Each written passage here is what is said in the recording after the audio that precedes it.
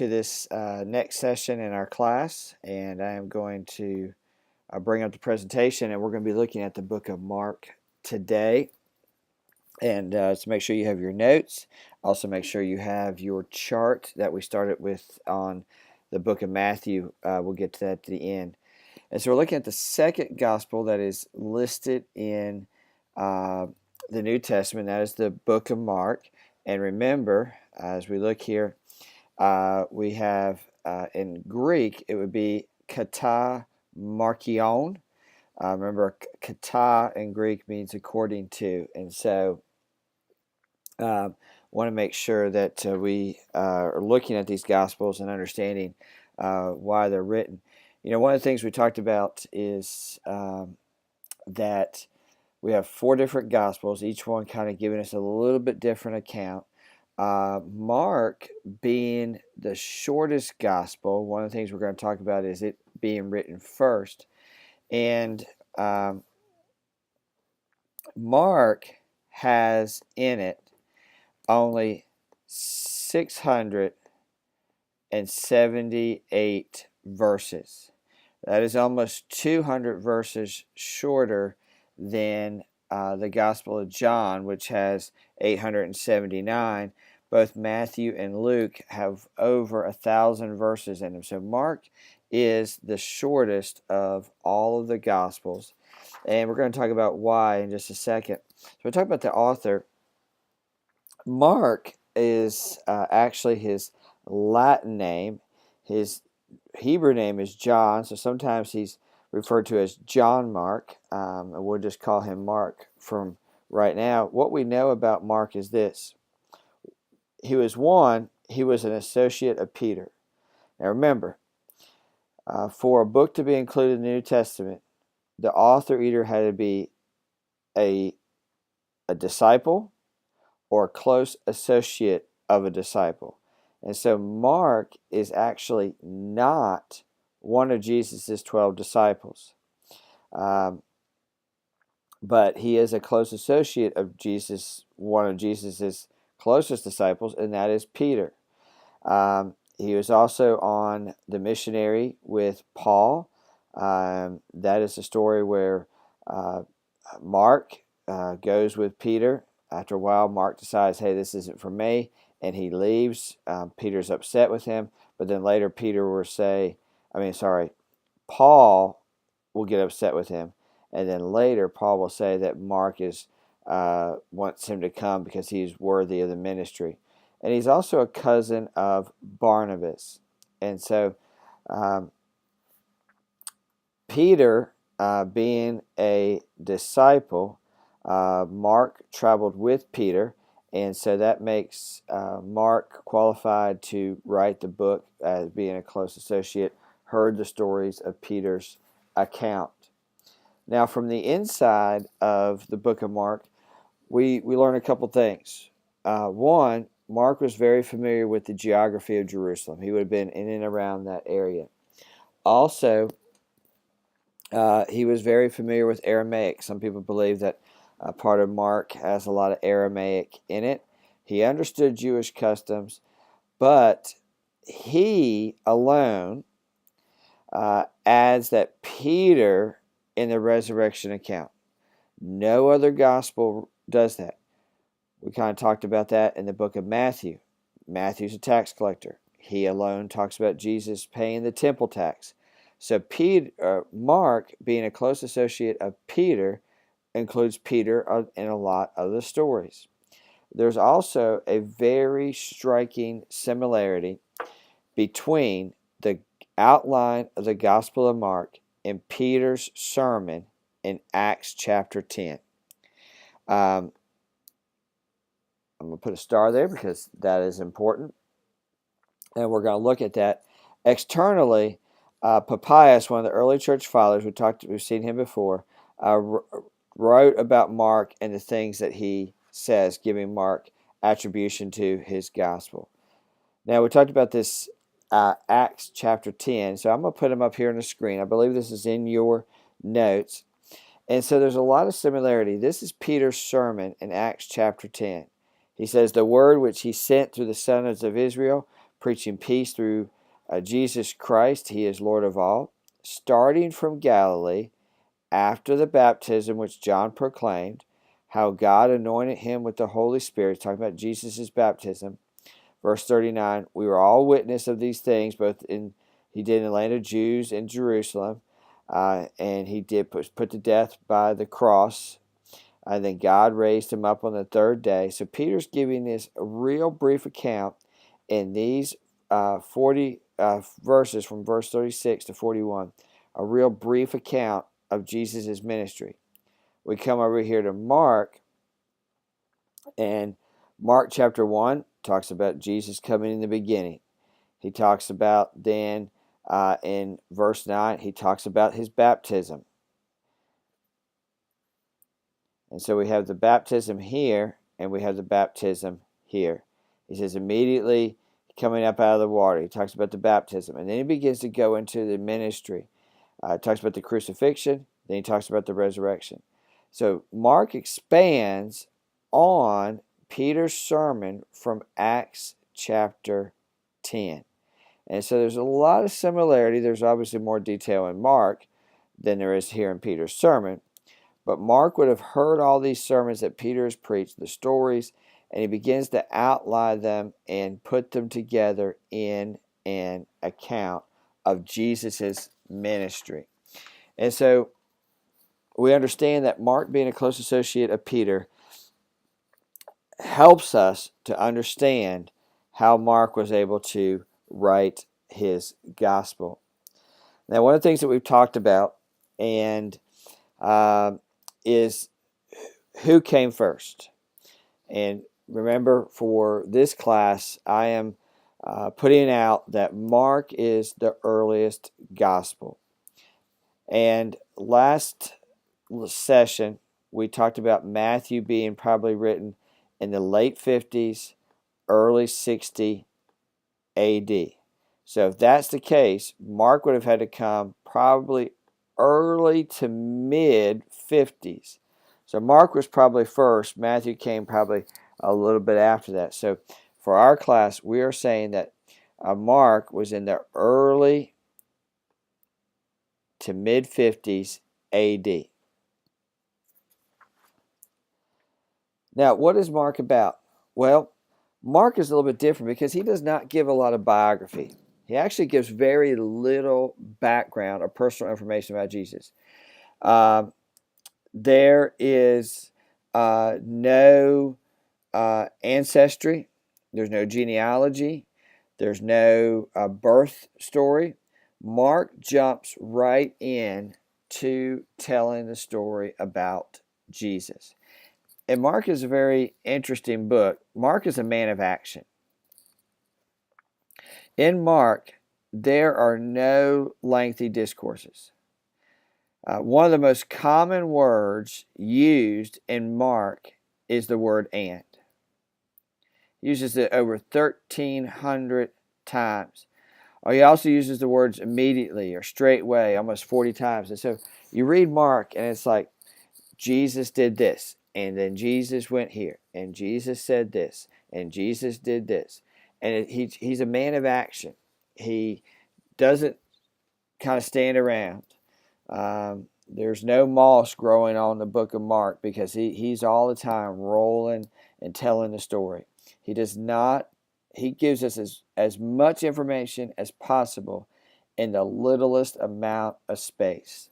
And so Mark is a very, it's all the time. No background information, no personal information, no Jesus' early days, no birth, no escape to Egypt, none of that. No genealogies. He just jumps right into the story. The other thing is that Mark records over half of the miracles that are in the Gospels. Let me change my pen color here. Let me do blue. And so in all four Gospels, Matthew, Mark, Luke, and John, there are 36 miracles. Mark has 19 of them. 19 of them only appear in Mark. And so Mark, that's kind of his action scene. He's talking about these miracles, and Jesus performed this, and Jesus did this, and Jesus helped this person. And also, the Passion story, that's the last week of Jesus' life, the crucifixion. Almost the last half of the book is devoted to Jesus on the cross. Mark stresses the importance of the cross and Jesus' going to the cross. And so he spends about half of the book in that section. Now, not chapter-wise, but talking about verse-wise. He spends more time on the Passion story than he does on anything else. But there's still no lengthy discussion, no lengthy teaching. Matthew has 3 chapters on the Sermon on the Mount. He has 3 chapters on the Olivet Discourse. Mark has none of that. He's a very quick telling the story. And if you did not write that down, make sure that you have that. There are 36 miracles, only half of them coming in the Gospels. Mark is writing most likely to Rome, to Roman Christians. Now, we looked at Matthew. Matthew writes to the Jews. Mark is writing to Christians in the city of Rome. And here's the reason why. One, he is explaining Greek terms with Latin equivalents. So he's saying, okay, this is something in Greek, but let me explain to you what it means in Latin. And so he's kind of getting the go across. He's representing Jesus as a servant, which means that fits well into the Roman culture. A lot of servanthood. We're going to talk about what it means to be a servant when we get to the book of Philemon. But Jesus as a servant. And people in Rome would have understand that from the Roman culture. They would not have understood Jewish customs. I do a lot of traveling to Africa, specifically Uganda, to do mission trips. And I tell people all the time that go with me, do not use American slang to people in Uganda because they will not understand that. I had a lady with us one time, and she was introducing herself, and she made the statement that her kids were rotten. Now, to us as Americans, we hear somebody say, oh, my kids are rotten. We think that means that they're spoiled. They have a lot of stuff. They get whatever they want, however you want to phrase that. But those people, their eyes got really big because literally they thought her kids were rotting away. And so even to say my kids are spoiled, that kind of carries the same idea. So like we might have to explain something to somebody who's not from our area. Mark is explaining to the people in Rome what Jewish customs mean. Mark is also has the fewest of the Old Testament references because he's talking to people who aren't Jewish, and so he doesn't need to cite or quote or record those quotes that Jesus makes from the Old Testament. Now, one of the biggest problems with the book of Mark is its ending. And I'm going to flip over for a second. If you have a Bible, you can go to Mark chapter 16. And so Mark chapter 16 is the last chapter in the book of Mark. And starting in verse 9, there is some discussion about the ending of Mark. And so I'm going to try to get this here as best I can. So, I'm trying to do 2 things.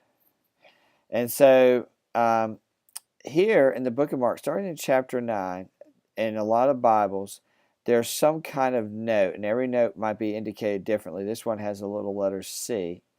And if it says see footnote C, and if I scroll down to the bottom of the screen, the footnote, it says Mark chapter 16, verse 9, later MSS add VV 9 through 20. VV means verses 9 through 20.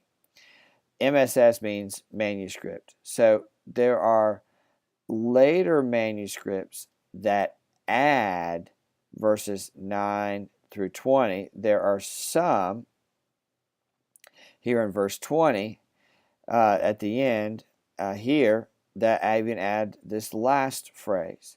And so in a lot of Bibles, you have these verses from 9 through 20 in a bracket like they are here. This is the New American Standard Version. And so in that, there is some discussion of whether or not those verses should be included. And so let me flip back over to our presentation. And so most Bibles contain verses 9 through 20. Most modern translations, unless you have a really, really, really old Bible from the 2nd century, it may not have it. But some add the ending there, verses 9 through 20, but they always indicate that that was added later. And so some early manuscripts did not have these verses. And so some versions, and off the top of my head, I cannot think of one off the top of my head, would stop at verse 8, and then others would have 9 through 20. So I think there's two ways to look at whether or not those verses should be included. So one way is that if we remove verses 9 through 20, there's nothing there that we would miss that's not included somewhere else in one of the other Gospels or another section of Scripture.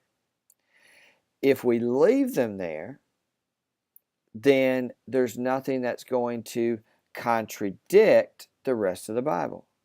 And so these two ways right here are important because some people question it. As a pastor, if I was preaching through Mark, I would include verses 9 through 20 because there's nothing there that is contrary to the rest of the Bible. And if I take it out, or if I don't talk about it, then I'm not missing anything that would have missing the truth that was only in that section. And so that is some controversy. Depending on books that you read, you might see that discussion. For me, I think that's not a really big discussion because, again, if I talk about it, hey, I'm not contradicting. If I take it out, I'm not missing anything. And so I just want to make you aware of that as we go through that discussion, and maybe you read that in other books. You might hear somebody talk about that.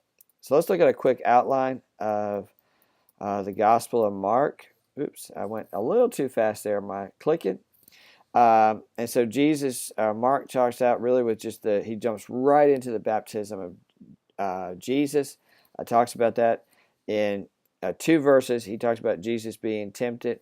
Matthew takes about 15 verses to talk about that. He refers to Jesus as the Son of God. And so in the first couple chapters, Jesus is working up in Galilee. That's in northern Israel. And he kind of just goes through the day of the life, again, kind of moving real quickly, and this, and this, and this, and this, and this, and this. And even with his teaching, he is very quick in that aspect. He goes on, talks about talks about the tax collectors. He talks about the feast, the Sabbath. And so he just continues to go on. Second part, rest of chapter 3 through part of chapter 6. Again, miracles. Remember, there's a lot of miracles that are in Mark. And so he talks about these 4 miracles: the calming of the storm, the demon, the woman with blood, raising Jairus' daughter. He goes back to his hometown of Nazareth, and he continues to talk about his teachings. And again, Mark does not spend a lot of time in those teaching sections. He focuses on what Jesus is doing. He goes out, he sends out the 12. He tells the story of John the Baptist's death. And then he has the miracle of the feeding the 5,000. And I'm going to circle this. We're going to talk about this some more in Luke. Okay. I'm going to put 2 stars here just because I can. This miracle right here, the feeding of the 5,000, is the only miracle in all 4 Gospels. And I'm going to say it again, as my daughter says, I'm just saying, this miracle is the only miracle that is recorded in all 4 Gospels. And we're going to look at some more of that. There's a recording of the feeding of 4,000. Some debated if that's the same or not. Don't think it is.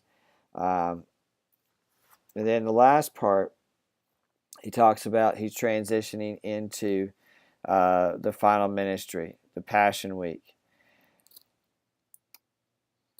He comes down here. He talks about the Olivet Discourse, 30 some verses. Matthew takes 3 chapters. That's why Mark doesn't spend a lot of time on recording all of the speeches that were given. We have the Passion narrative. We have the prayers. We have the trial of Jesus, the Sanhedrin, Pontius Pilate, sentencing to death. We have Jesus' burial. And then the last chapter, we have the resurrection narrative. And so one of the things that you'll read in a little bit is a little paper on the trial of Jesus. And so we will look at that when we get to Luke. But and when we go through these outlines, we're going kind of quickly. We're not going to spend a whole lot of time unless there's a specific area that we need to focus on. So, and then we have the longer ending of Mark. We have the resurrection narrative, and then we have the ending we talked about from verses 9 through 20. So let me put up the key facts here, and we'll conclude this session.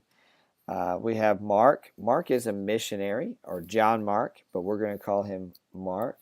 He is writing to the Romans, most likely from Rome. His key verse is Mark chapter 10, verse 45. The theme is the life of a powerful Savior. The view of Christ is as being a servant.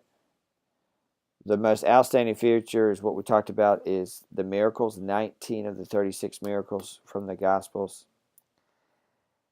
He is probably one of the most chronological, more than topical like Matthew. He is a very practical book. He does not have a genealogy. And out of the Old Testament, he only quotes or cites 63 of the verses that Jesus quotes from the Old Testament, again, because he's not talking to Jews, so that would not have been important. If you're still copying down, you need to do that. You can just pause the video. Really, anytime you can do that. As always, make sure that you're keeping up with your assignments for each lesson and doing your verse quizzes, doing your reading quizzes, looking over your assignments for this class. As always, if you have a question or want to discuss something, you can email me, or if you're on campus, you can come by and see me in my office. I hope everybody has a great day.